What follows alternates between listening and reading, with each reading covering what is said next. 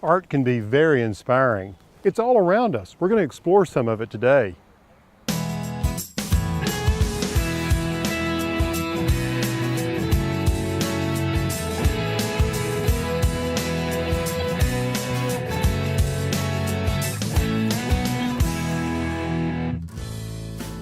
Hi, I'm Alan Smith. Welcome to Garden Style, a show about creative ways to grow, cook, and design your world. Now, in today's show, it's all about art, and I'm very excited about it. And what better place to be than, well, here in Bentonville, Arkansas, at Crystal Bridge's Museum of American Art. Now, there's plenty of art here, but we're going to explore lots of other places where you can find art. We'll begin in Chicago at the Garfield Park Conservatory in their Monet Garden.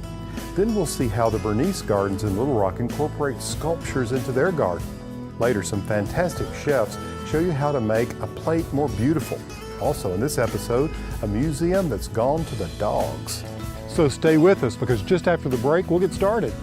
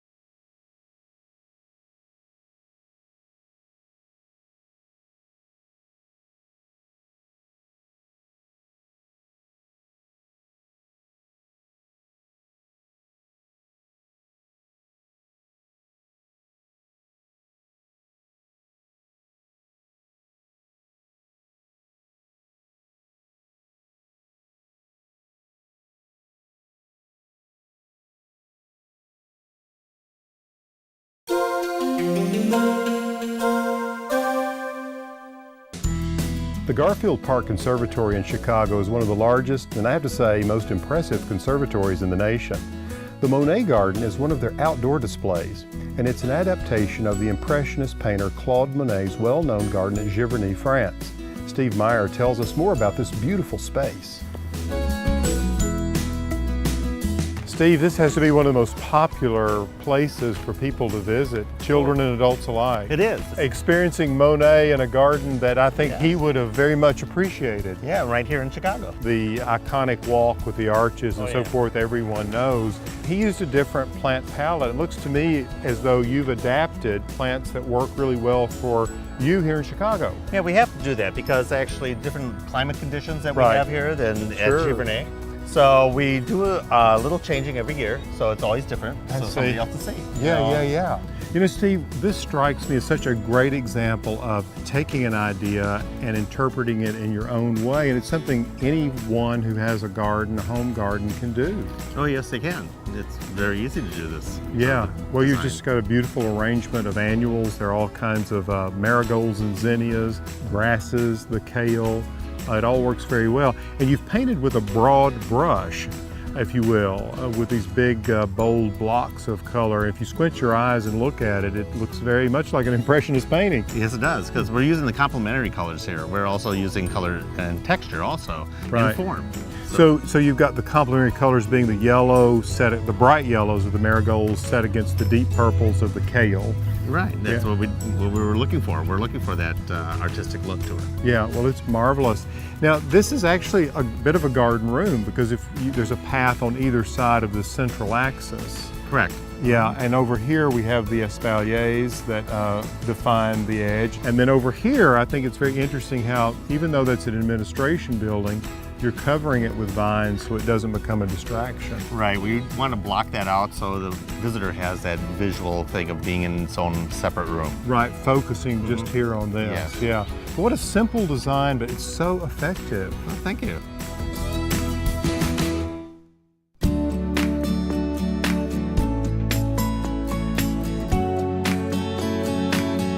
Located in downtown Little Rock, Arkansas, the Bernice Garden was created to celebrate community.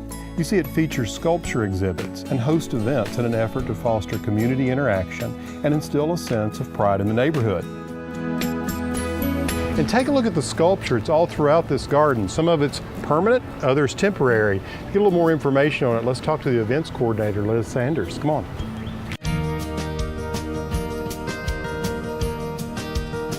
Liz, this glass mulch is amazing, and it creates a path that connects us to the sculpture. It's really beautiful. It was done by a company called Greener Living Sustainable Solutions, and they actually apply it barefoot. You could walk on it barefoot. Well, there's a real testimonial that it won't cut you. Exactly. So I guess the glass is tumbled, so it's soft. It is. Yeah. It's soft and it's all recycled. So we're using something that's already there, and it's beautiful. That's amazing. Tell me about this sculpture. Would this be part of your permanent collection, or is this one that's temporary? This is a part of the permanent collection. This was nice. Donated by Michael Warwick. Yeah. He's a local artist, and he's been invested in the garden for a long time. So most of the sculpture come from people from this area That's and right. around? We just recently opened up the competition of sculptures to regional artists, but for a long time it's really been Arkansas only, and those are the ones we really want to enter as much as possible. Well, you know, this whole concept of having a sculpture garden that can be used as an event space and also serve as a garden for the community is really a marvelous model that other communities could follow. I definitely believe it. So Liz, this is such a large area and you have a lot of activity here. How do you all keep up with it from a staffing standpoint? That's a good question. We do have a small paid staff, and you met Laverne earlier, and she's the master gardener along with She's doing her a beautiful partner job there. with all the plants. Exactly. She really is incredible. And I do a lot of the event planning, and we have another woman who really helps with promotions and advertising. That's so we're a small group. Keep it small and successful. Yeah, we do our best. Well, congratulations. It's really inspiring. Thank you so much.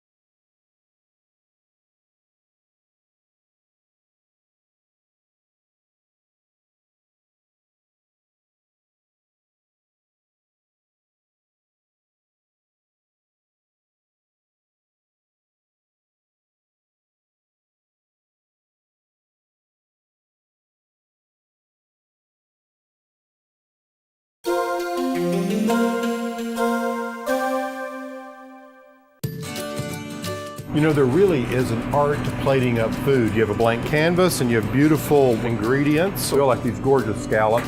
Hey, I'm in Hartford, Connecticut, the Firebox Restaurant, here with Chef Sean Farrell. And Sean, tell me a little bit about your approach to painting on this canvas. Sure. Simplicity is what's important. Roasted acorn squash. Orange squash. Have a little butternut squash. Let it fall where it may. You don't want to get too caught up in being too intricate and perfect. You know, Right. wherever it falls, it falls. And then we have a little bit of decent peppers.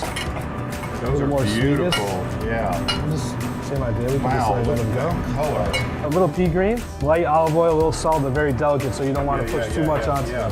Okay, next we're going to put the scallops on the plate. Well, Alan, why don't you do those? So we can just arrange them right around. Okay, all right.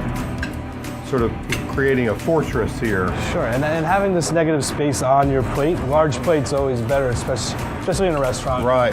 Everything kind of pops a little bit more. I see, yeah, look at that. This is a little cauliflower puree. Really? So we just take cauliflower and just cook it well and some salted water, and then we puree it, add a little bit of butter. It's nice creamy. It's got that creamy consistency without any cream. Oh my gosh, it looks fabulous. Okay, I'm gonna have to try that. So you can just go. This is a little thing we kind of do in restaurants. I'm sure you see it on plates. Yeah. But it's just simple, little dollop there. And it's being separated. Look at you. Just drag it. Brush strokes. Dragging The it through. artiste. Yeah, it's very simple. It's not. Yeah, just pull it across. We'll just take a little bit of chives, And look at that. a little bit of green on the plate. Fantastic.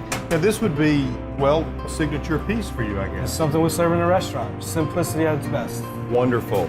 We're going to be taking a look at this idea of plating up or presenting food.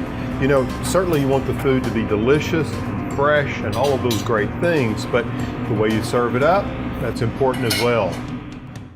So easy to make your plates look beautiful at home. One of my favorite things to use are edible flowers. You can grow these yourself, just make sure they're not sprayed. I particularly like the snapdragon. Just a little sort of subtle tuck of a flower here or there is beautiful. It's pretty on desserts. I also like to use microgreens, little baby lettuces and herbs, a little tuft on the plate or on top of the fish is very attractive. Another easy thing is simple paprika in a little shake bottle. And especially if you have a white plate with a nice broad band, just a dusting of it adds a little bit of color. Then I think my very favorite thing though is a good herb oil. This is really easy to make. This is actually parsley with just a little bit of olive oil and salt and pepper. And you can actually drizzle it on the fish or on the side of the plate. And again, just a different texture, a different color, and it makes it look like you really know what you're doing. Now for my favorite course, dessert. We've got two different sauces here. I like to use a clear plate. We've got a chocolate syrup and a fruit. This is actually a raspberry coulis that you can make just by simply simmering the berries of your choice with a little bit of sugar. We have vertical lines of the two sauces. Just with a toothpick, if you will drag the pick, you get sort of a chevron shape. Now look at the difference between our wonderful Mexican chocolate tart on the naked plate and now on the dressed up plate. Easy to do, doesn't that look great? I look for abstract, I look for depth, I look for color. So looking at this bowl right here, you would think when you're sitting at a table, you're gonna look down, you're gonna look it down and see your food, and it's gonna be vertical right here in the center. What we like to do to make it a little different is we like to take a little bit of our carrot ginger puree, use the side of the bowl, smear the sauce outwards to create almost like a horizontal part of the dish on the bowl. We go with our slaw in the middle, little piece of tuna here. We take our grilled octopus with our unagi sauce on it, put it in the center. We start building our heights up now. Now we have something on the side of the bowl that makes it look a little horizontal. Now we're gonna go vertical. We're gonna finish the dish with a little bit of micro cilantro, some baby carrot, which we've soaked in ice water to give it this nice little curl. Beautiful from our garden upstairs. And then we'll go with some fresh carrot stem on. And that's our dish.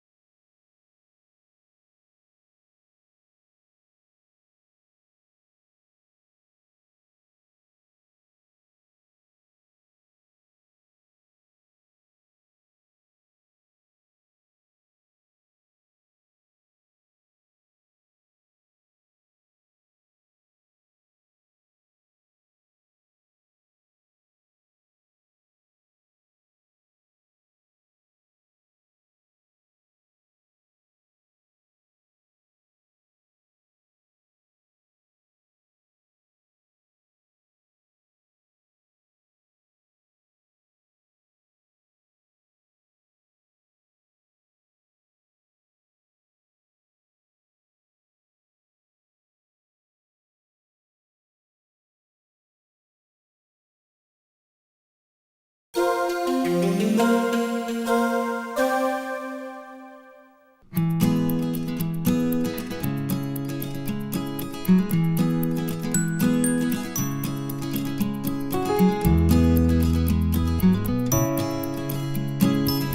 Barbara McNabb, the Executive Director of the AKC Museum of the Dog. You're at the Dog Museum in Queenie Park, St. Louis, Missouri, West St. Louis County, at the world's only dog museum, fine arts museum devoted to the dog. Why a dog museum? Because what better tribute to Fido than to have a museum devoted to the dog, with paintings, bronzes, porcelains, all devoted to man's best friend.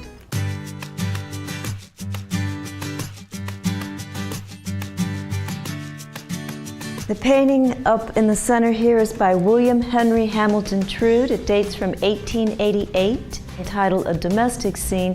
It depicts the trend between when attitudes changed from dogs being working dogs. This shows the dogs inside as companion pets. Your ratters, your terriers, your circus dog, your mastiff working dog, your bloodhound scent dog are now all together harmoniously in a domestic scene. Here at the museum, we do not get involved per se with breed standards. We're the keeper of the art. So if you have a lovely painting on a dog, a sporting dog, field trial dog, toy dog, we're the place to keep that for you to share it with the rest of the world. And this is where the history of the dog is kept through art. Bert and I are visiting the Dog Museum's Hall of Fame, which begins in 1991 through 2002 and includes such notables as Rin Tin Tin, Lassie, and Toto. And one day Bert hopes to be an all-star dog in the Hall of Fame.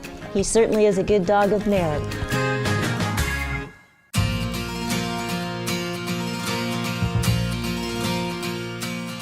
We're Fido friendly. Dogs are welcome at the Dog Museum. They can go through all of the galleries with you. We make sure that dogs have treats, water, and there's a place to exercise your dog outside. Everything in the collection is acquired solely by gift donation. The Dog Museum does not have a purchase fund. Everything is donated through private individuals or perhaps through a dog club or an estate gift. It's the only dog museum of its kind in the world. This is it. And we've got about 3,000 works of art devoted to man's best friend. They're beautiful, they're charming, they're wonderful, and I think everybody would find something here that touches their heart.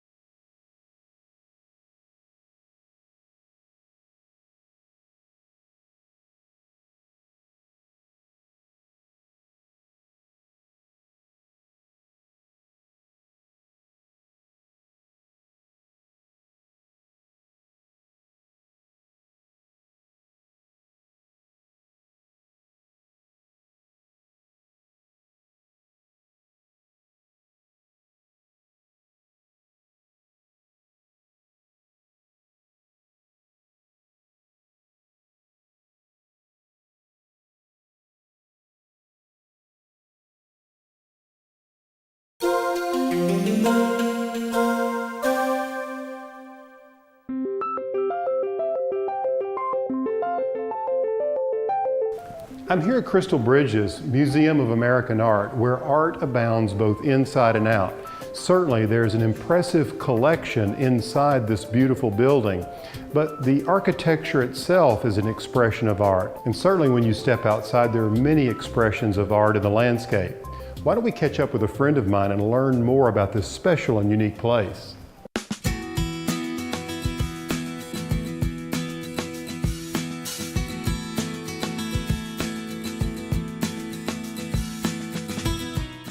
Rod, this is such a beautiful day to be visiting Crystal Bridges. It's the perfect day, and every day is different depending on what the cloud cover is or what the light levels are. You have this mirror that reflects the sky and the buildings and everything around you. And then at night, it completely transforms. So the building goes from receiving the light to sort of emitting light. Right, emanating it out across the water. Yeah, it's beautiful at night. How fabulous. Water, of course, is so elemental, but it played a fundamental role in the creation of this place, didn't it? It did. It was a huge element in not only the design of the space, but also the feeling of the environment here. Water flowing under an art museum. Who would ever thought? It's pretty unusual, probably not recommended. But we don't worry about it because we're actually equipped for a 3,000-year flood. So, really? Well, that is planning ahead. Yeah, we shouldn't have to worry about it. Very good. Rod, how did the inspiration for the museum come about? Well, the family had collected this property over many years, and knowing that it would be for something special, and it was important to bring something cultural and artistic to the community and to the region. Well, obviously, Moshe Safdie, the architect, took inspiration from nature and specifically this place. Definitely. You can see where he's created the beams that transfer through the building into the exterior, so that he's bringing wood throughout the architecture of the space. Also, the glass and the transparencies through the building really emphasize an experience of art and then connecting with nature. You know, entering into the building is really quite extraordinary because you go through the galleries, you're in these vast pods that are flooded with light, and then you go into these smaller spaces or rooms that, you know, are much more contained, and you can really focus on the art in those. Yeah, we call those the gallery boxes, and they're really in-depth experiences with art, but in a context that's filled with light. So you can actually change the experience in those boxes depending on what kind of art is there. It's truly extraordinary, and thank you so much for your time. Well, thanks for being here.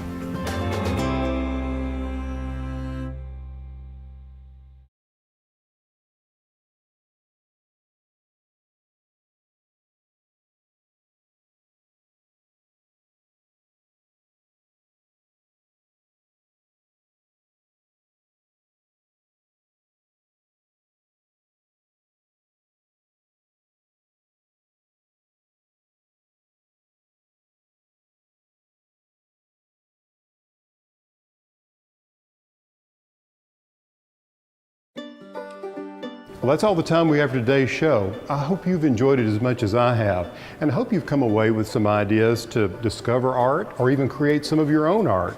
You know, art's a wonderful way to bring inspiration to the way we grow, cook, and design our worlds. For Garden Style, I'm Alan Smith.